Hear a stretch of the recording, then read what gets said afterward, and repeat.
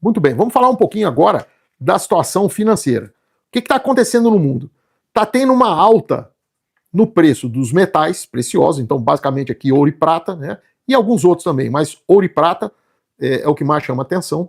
Eu lembro que o ouro é uma moeda de troca muito forte, mas ela também é muito cara, então uma porção muito pequena de ouro é um valor muito grande.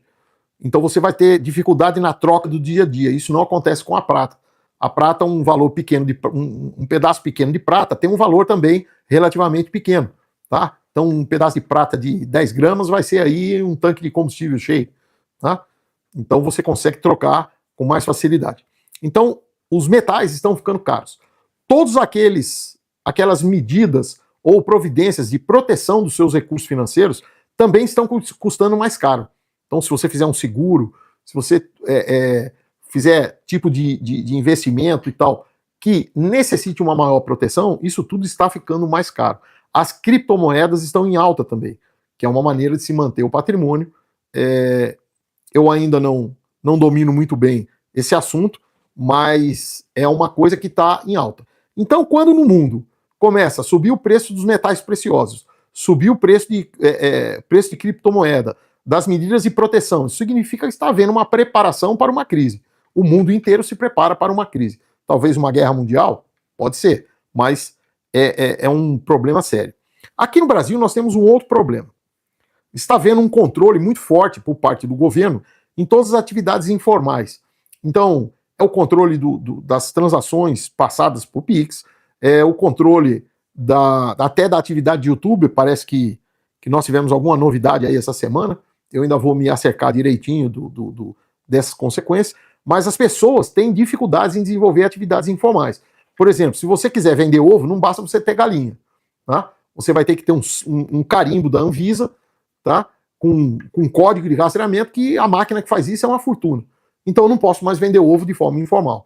E isso está acontecendo com vários produtos. Eu não posso produzir hortifruti sem ter um controle governamental, ou seja, o sistema está cada vez mais apertando, tá, para extrair o máximo possível de impostos para cobrir os seus gastos, que andam meio fora da curva. Primeira pergunta do Nicolas Eduardo. Eu queria saber o que acontece se continuarem a avançar com a PL que faz o dinheiro de papel se tornar proibido no Brasil. Muito bem. O Brasil tem uma característica, assim, essa é uma análise minha, tá? O Brasil tem uma característica um pouco diferente. Nós somos um país conservador. Então, as novidades demoram um pouquinho para colar, vamos dizer assim. Eu lembro que o Pix demorou um tempinho até o pessoal se acostumar ao Pix. Eu não vejo a curto prazo nós estarmos sem o dinheiro de papel. Tá? Não vejo essa possibilidade a curto prazo. E como nós estamos no ano eleitoral, eu tenho certeza que essa questão vai ser discutida. E o povo vai se manifestar. Então, ainda estamos muito presos a isso. Lembrando que a maioria do pessoal que tem bastante recurso, ou que tem recursos financeiros em maior quantidade, são os mais velhos. Lógico, os mais novos estão entrando no mercado de trabalho. Então, eles ainda não têm, normalmente, uma quantidade de recursos muito grande. Eles são muito hábeis no uso da tecnologia, no uso de criptomoedas, por exemplo, financiamento, investimentos financeiros online, tá? Mas o pessoal mais velho ainda é o pessoal que tem a maior quantidade de recursos em mãos. Então eu não vejo tão cedo, a curto prazo, isso aí acabar vingando. Até porque, repito, como nós estamos no ano eleitoral, isso ainda vai ser muito discutido, tá? Mas eu vejo assim, sem o dinheiro de papel, aumenta o controle governamental. E isso é um problema para quem é sobrevivencialista.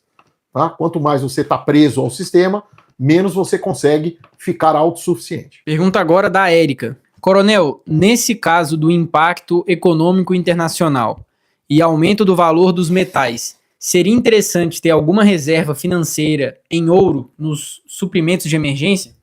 Tá. Conforme eu falei antes, Érica, uma pouca quantidade de ouro é um valor muito grande. Então nós podemos ter uma pequena fortuna num espaço muito pequeno.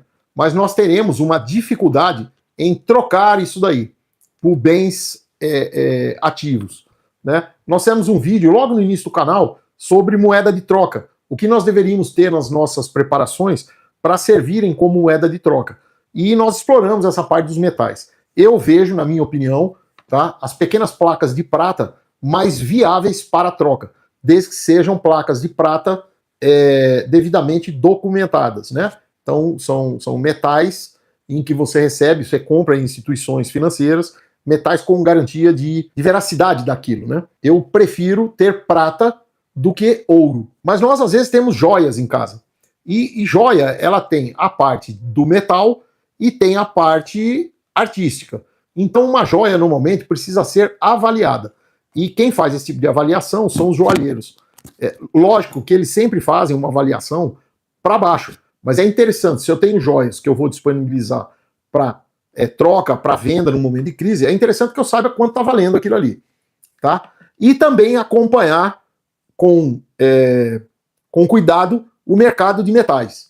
Tá? Então, ouro é bom se você quiser ter uma grande quantidade em pequeno espaço, mas você vai ter dificuldade de troca.